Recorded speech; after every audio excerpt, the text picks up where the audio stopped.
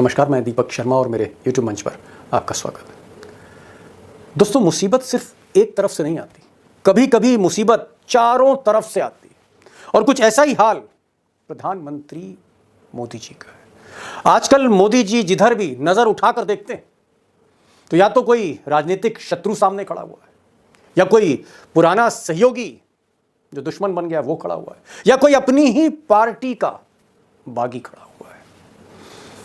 और हाल ये है कि बीजेपी ने जो अपना असेसमेंट करा है 2024 के चुनाव को लेकर, ऐसा कहा जा रहा है कि बीजेपी के थिंक टैंक मानते हैं, बीजेपी के जो स्ट्रेटेजिस्ट हैं वो मानते हैं कि शायद इस बार जो हाल है, जमीनी सच है कि कहीं मोदी जी 2024 में 272 के नीचे ना आ जाए। यानी मोदी का 272 का मेजॉरिटी मार्क टच करना, छूना बीजेपी को ही मुश्किल लग रहा है। और ऐसी स्थिति में मोदी जी के चाणक्य अमित शाह ये मैदान में उतरे हैं और ऐसा कहा जा रहा है, मेरे सूत्र बता रहे हैं कि अमित शाह आजकल मोदी जी के लिए प्लान बी बनाने में व्यस्त है। वो एक प्लान बी तैयार कर रहे हैं।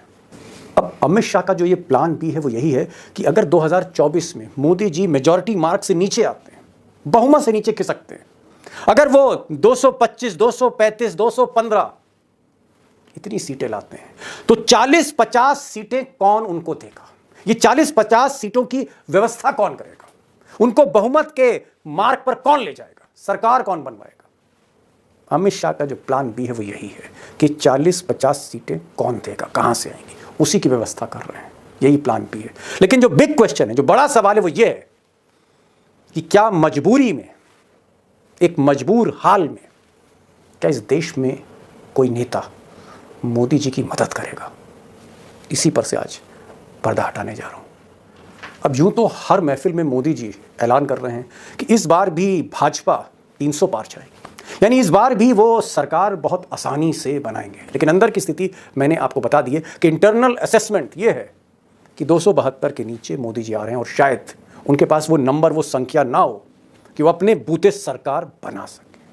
और यही प्लान भी है जिस पर मैंने कहा कि पर्दा हटाऊंगा। लेकिन दोस्तों, पहले ये समझते हैं कि नौबत आई कैसे, बीजेपी फंस कैसे गई, मोदी जी का जो रथ है वो कैसे रणभूमि में फंस गया, क्यों नहीं वो 272 टच कर पा रहा, ऐसा क्यों लगता है चाणक्य को, ये नौबत क्यों आई? मुझे चंद सेकंड दीजिए, ये तस्वीर दिखाता हूं और फिर हम बड़ी खबर की तरफ बढ़ेंगे। अब दोस्तों, अगर आप देश का राजनीतिक मानचित्र देखें, जो ये जो मध्य भारत का इलाका जहां चुनाव होने वाले हैं, यानी जो सेमीफाइनल जहां होने वाला है, छत्तीसगढ़, मध्य प्रदेश और राजस्थान और तेलंगाना अगर जोड़ दीजिए तो 4 राज्य, हालांकि मिजोरम भी है, लेकिन मैं बात कर रहा हूं इन 3 राज्यों की, हिंदी पट्टी की, जो बीजेपी के मजबूत किले हैं। अब मैं क्या कहूं, जो गोदी मीडिया है, गोदी मीडिया के जो सर्वे हैं वो मध्य प्रदेश जैसे मजबूत किले में मोदी जी को पीछे दिखा रहे हैं, हारते हुए दिखा रहे हैं। राजस्थान में आपको पता है तलवारें खींची हुई हैं, वसुंधरा बागी हो गई हैं। और छत्तीसगढ़ का कोई जिक्र इसलिए नहीं कर रहा है क्योंकि छत्तीसगढ़ में बीजेपी का चैलेंज ही नहीं। सवाल इस बात का है कि ये जो 65 सीटों वाली लोकसभा की जो 65 सीटें हैं, जहां पिछली बार स्वीप किया था मोदी जी ने, अगर इस बार विधानसभा वो हारते हैं जैसा कि सर्वे बता रहे हैं, तो फिर लोकसभा में क्या होगा? अगर हिंदी पट्टी ही फंस जाएगी, हिंदी हार्टलैंड जो बीजेपी का गढ़ है वही घिरा हुआ है, तो फिर सीटें कहां से आएंगी? Point number 1। एक और पॉइंट आप इसे कह सकते हैं पॉइंट नंबर 2, और उत्तर प्रदेश। अब उत्तर प्रदेश को तो गढ़ माना जा रहा है, जब से वहाँ योगी जी ने शपथ ली है तब से मोदी जी का गढ़ माना जा रहा है उत्तर प्रदेश, यानी गुजरात के बाद सबसे मजबूत जमीन बीजेपी की। लेकिन जिस तरह से एक के बाद एक बीजेपी चुनाव हारती चली गई, बाई इलेक्शन हारती चली गई, मैनपुरी हार गई बुरी तरह से, खतौली हार गई, मुजफ्फरनगर के पास एक मजबूत गढ़ वो हार गई, घोसी में बुरी तरह हार मिली अभी हाल में, और तो और जो पंचायत चुनाव हैं उसके जो उपचुनाव हैं वो भी हार गई। यानी चुनाव दर चुनाव बीजेपी हार का सामना करती गई डबल इंजन सरकार में। यूपी में 80 सीटें हैं। मैं ये नहीं कह रहा हूं कि बीजेपी की बुरी हार होने वाली यूपी में, लेकिन अगर 20-25 सीट भी उत्तर प्रदेश में फंस गई, हो सकता है, जो संकेत मिल रहे हैं, तो मोदी जी की 272 की गणित यहां भी गड़बड़ाएगी यूपी में। पॉइंट नंबर 3 कि आरएसएस को, बीजेपी को, रणनीतिकारों को, चाणक्य को क्यों लग रहा है कि मोदी जी इस बार 272 मेजॉरिटी मार्क टच नहीं कर पाएंगे? ऐसा क्यों लगता है, ऐसा डर क्यों है? उसकी एक और वजह है, ये जो 4 राज्य आप देख रहे हैं, 4 बिग स्टेट्स, जी हाँ, महाराष्ट्र, कर्नाटका, बिहार, बंगाल, ये जो 4 राज्य हैं, कुल मिलाकर 158 सीटें, ये चारों राज्य कहीं ना कहीं मोदी जी के लिए बड़े भाग्यशाली साबित हुए, 14 में भी 19 में भी। और मोदी जी ने 19 में तो गजब कर दिया। महाराष्ट्र में 48 में से 41 सीट ले गए, कर्नाटक में 28 में 26 सीट ले गए, बिहार स्वीप कर गए 40 में से 39, और बंगाल जहां पर बुनियाद नहीं थी बीजेपी की, वहां से भी 18 सीट ले गए। अब इत्तेफाक देखिए, दुर्भाग्य देखिए कि महाराष्ट्र में उद्धव ठाकरे जो साथी थे, साथ छोड़ दिया मोदी जी का, या मोदी जी ने उनसे साथ छुड़ा लिया, जो भी है। बिहार में नीतीश कुमार जी ने साथ छोड़ दिया, सहयोगी चले गए। कर्नाटक में बुरी हार हो गई, और बंगाल में बीजेपी ही बिखर गई। यानी कहाँ तो 124 सीटें जीती थी इन 4 राज्यों में। अब आप ही अंदाज़ा लगाइए कि यहाँ क्या होने वाला है। गिनती 272 की मेजॉरिटी मार्की इन 4 राज्यों में भी गड़बड़ा रही है।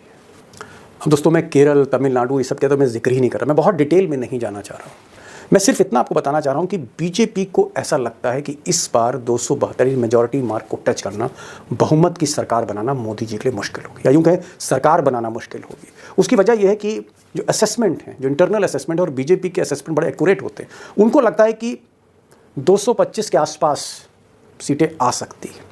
हालांकि ये भी फिगर बहुत लोग इसको भी स्वीकार नहीं करते, एडमिट नहीं करते। लेकिन अगर 225 सीटें हैं +-10, यानी 215, 235 अगर आप जोड़ लीजिए, तो बहुमत की सरकार बनाने में, यानी सरकार बनाने के लिए मोदी जी को फिर भी 40-50 सीटें चाहिए होंगी। और इसी सीटों की व्यवस्था करने के लिए एक नई व्यू रचना, एक नया खेल रच रहे हैं, एक नई बिसात बिछा रहे हैं मोदी जी के चाणक्य। अब दोस्तों, ये जो 40-50 सीटें हैं, इनकी व्यवस्था करना वाकई बहुत कठिन चुनौती है, क्योंकि जो देश है पॉलिटिकली, राजनीतिक तौर पे ये देश 2 धड़ों में बढ़ चुका है। एक धड़ा मोदी जी के साथ है, एक धड़ा राहुल गांधी के साथ है। यानी कुछ पार्टियां एनडीए के साथ चली गई और बाकी पार्टियां इंडिया अलायंस के साथ चली गई। तो एक तरफ इंडिया है, दूसरी तरफ एनडीए, और यही मुकाबला इस बार चुनाव को बहुत इंटरेस्टिंग बनाने जा रहा है। कांटे की टक्कर देखने को मिलेगी। अब सवाल यह है कि जहां देश बढ़ चुका हो एनडीए और इंडिया में, वहां पर व्यवस्था कैसे करें 40-50 सीटों की।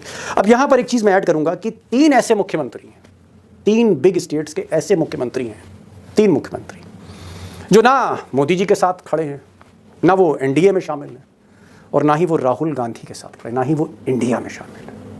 ये वो लोग हैं जो खुद को न्यूट्रल बनाते हैं, तटस्थ बताते हैं।